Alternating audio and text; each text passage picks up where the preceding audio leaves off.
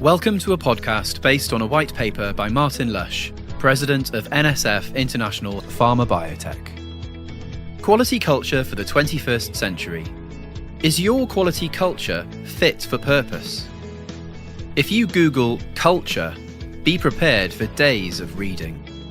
Let's just say, for the sake of expediency, that culture is defined by the actions taken under pressure when nobody is looking. Like a moral compass, your quality culture keeps you heading in the right direction, no matter how stormy and unpredictable the weather. With consent decrees, warning letters, fines and prosecutions running into billions of dollars, the quality culture of some pharma companies, including some big players, is not what it needs to be. Their compasses are clearly pointing in the wrong direction. So how is your compass? Do you have a quality culture capable of navigating a chaotic and unpredictable 21st century? To find out, grab a few colleagues and complete the following tasks. They will only take a few minutes. Tackle each as if your jobs depended on them. You never know. Task 1.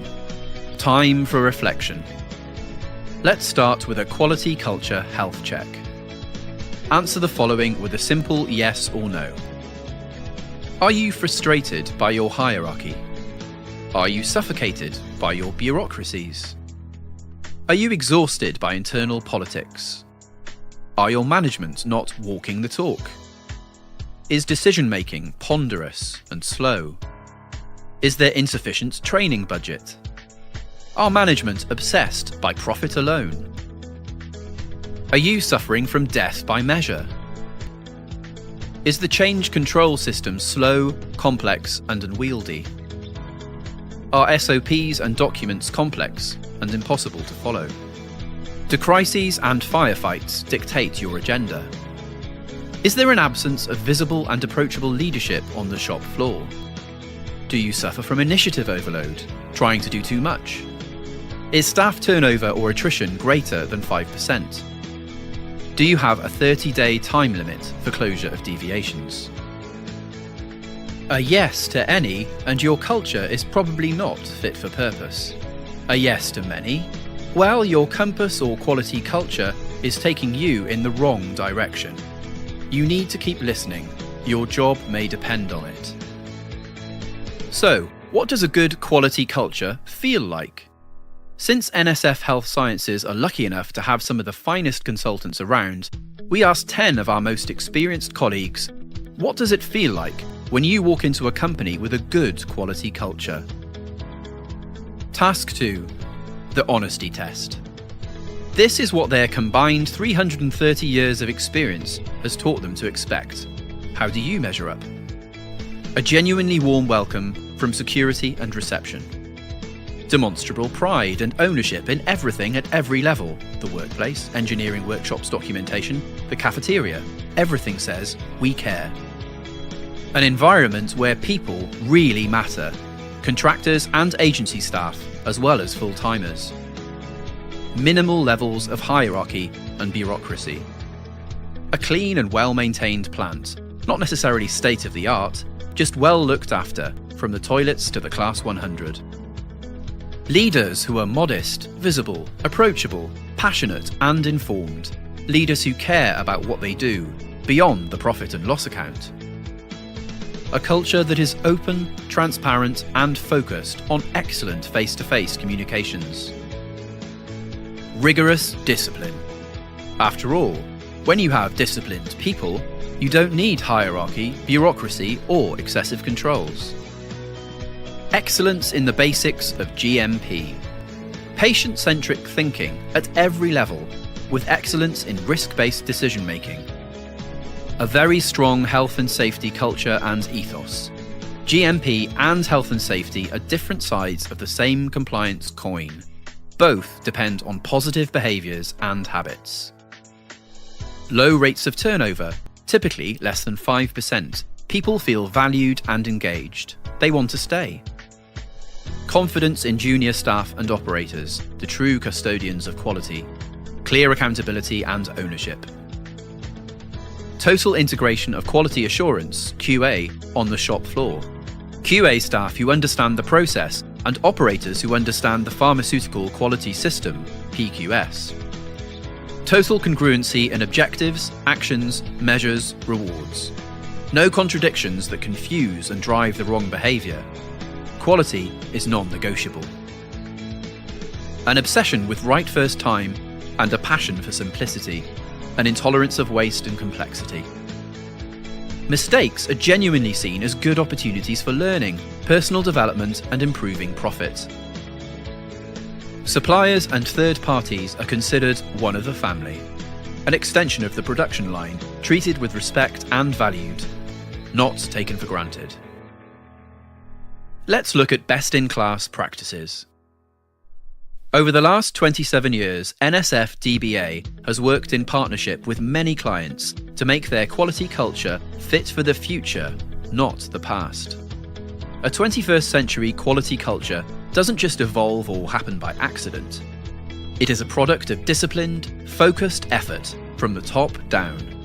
As one of our clients put it, it's 98% perspiration, 2% inspiration. The gurus reckon 4 to 5 years of disciplined, painstakingly focused effort is needed as a minimum. Although there is no such thing as a quick fix, we can help make your journey as painless as possible. During our many years of experience, we have identified how the best in class created a quality culture fit for the 21st century. How the best beat the rest. The following is a summary of how the best achieved success. Ask yourself how you compare with the behaviours and practices of market leaders. Best practice. Number 1. Leadership. Those leading the way really get it. They see the PQS as a business management system that extends across the product lifecycle, the entire business. It's considered a profit, not a cost centre. The PQS is the engine that drives efficiency and improves quality as well as profit. Firmly believe that if you do the right things, profits will follow. Bad things happen to those who focus on profit alone. Have a strong, visible CEO who demonstrably supports the PQS with the total commitment of their site leadership. Walking the talk is more important than emails. Management are honest about where they are and where they need to be. Not, we've passed the last inspection, we're okay. More, we were very lucky. Now let's fix it. They have a broad understanding of the product lifecycle, not just the financial numbers. Leaders who have a value of quality story they share at every opportunity, one that is personal and meaningful. Patients depend on us. Take pride in making a difference. Consequences of getting it wrong.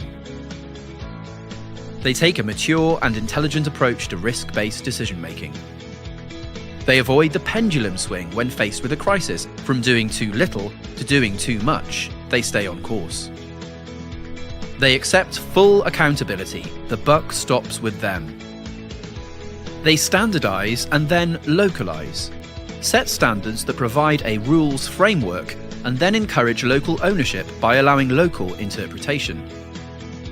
They demonstrate the leadership behaviors they expect from others. They invest in developing very strong local supervision. They ensure there is a direct link between quality performance, incentives and rewards. Success is celebrated and achievements rewarded, large and small. Best practice number 2, company culture. Open and blame-free. Problems are surfaced and sorted quickly, not hidden. There is a see it, say it, solve it mentality. An attitude that quality extends across the product lifecycle. Quality designed in from the start for their products, processes, systems and documents. Transparency, not secrecy. Belief in greater good beyond pure profit, not profit at all costs. Excellent communication of the quality agenda supported by positive feedback on performance. Face-to-face briefings for the entire workforce. Team approach to deviation investigations and continuous improvement. Congruency, behaviours, actions, measures and rewards all driving the right behaviour. A culture of continuous improvement, not continuous firefighting. Best practice number 3. Do the basics to PhD level with a focus and passion for simplicity. User involvement in the creation of user-friendly documents, SOPs with more pictures and schematics than words. Batch records that are thin and functional with fewer check signatures. Change control systems that are simple and fast. A focus on simplifying the lives of the users, not the system administrators. The KISS principle reigns supreme. Keep it simple, stupid. Best practice number 4. Organisation and people. The best in class recruits people with the right values, attitudes and beliefs. You can train in the skills, it's difficult to change mindset. An induction process that gets across the vital importance of what they do. Cross-functional career development. Manufacturing spend time in QA and vice versa. QA representation on the executive board. After all, quality is business critical. Cross-functional teams and meetings. Manufacturing, QA, QC, engineering, technical support, registration, commercial, etc. One team with one purpose. No silos, fiefdoms or turf wars are tolerated. Excellent internal customer-supplier relationships. People understand what others do. Risk-aware across all activities. Everyone understands the consequences of getting it wrong. Accountability for product quality without fear. Engagement of the entire workforce in quality improvement. Extensive process expertise and knowledge. Best practice number 5. Company mantra, we can always do better. A hunger for continuous improvement across all business activities. Mistakes are seen as learning opportunities, not an inconvenience. Systems are in place for sharing knowledge and lessons learned, the successes and the failures. Acceptance of new ways of working, not we've always done it this way. Best practice number 6. Risk management, intelligent, mature and integrated. A mature approach based on process and product expertise, not blind, risk-averse compliance. The best in class focus on the real risks rather than those imagined. A standardized and fully integrated risk management process, not one bolted on. Risk management is central to every business decision, from equipment calibration to due diligence. Decisions based on science. Best practice number 7. Excellent change management to focus resource, stay in control, and say no. Change control is seen as core business competency, not a compliance activity. Used to focus resource on the 20% of initiatives that contribute 80% benefits to quality and business performance. Ensuring a measured rate of change, not a chaotic stampede. Best practice number 8. Surveillance and escalation systems, sensitive, robust, and fast. Governance structures in place to oversee performance and enforce standards. Systems in place that allow data to be collected, interpreted, and acted upon quickly. Hours, not days, weeks, not months, to ensure action is taken before it's too late. Data relating to audits and self-inspections, deviation and CAPA, customer complaints, product quality reviews, batch rejects, and reworks and reprocessing. Best practice number 9. Systems and measures that reinforce and habituate the desired behaviours. Performance measures that drive the right behaviour. Structures, processes, and systems that reinforce desired behaviour, not destroy it. Audits that offer solutions, not just criticism. People encouraged to raise deviations, not punished. SOPs that encourage compliance rather than making it impossible. Best practice number 10. Education and development. Good quality people equals good quality products.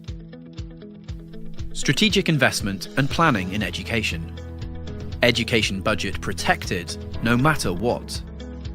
Focus on education, not training. Coaching and mentoring, not telling. internal quality leadership, education for key decision makers, executive GMP education for senior executives, executive briefings, staying up to date and ahead of the game. In summing up, here are some key points to remember. A company's quality culture is like its compass. It serves to guide it safely through an unpredictable world to a successful future, no matter how bad the weather. Those suffering regulatory censure have quality cultures that are no longer fit for purpose. Their compass has taken them in the wrong direction. Changing your quality culture takes strong leadership, company-wide engagement, and disciplined execution. The commercial and regulatory weather conditions are changing fast. Changing culture takes time, and this precious commodity is fast running out. For the sake of all your stakeholders, don't get left behind. The good news is that others have done it. We can help you learn from the best. Having the right quality culture will ensure that the quality of your product remains non-negotiable, no matter what. For further information on this and other white papers, please visit www.nsfpharmabiotech.org.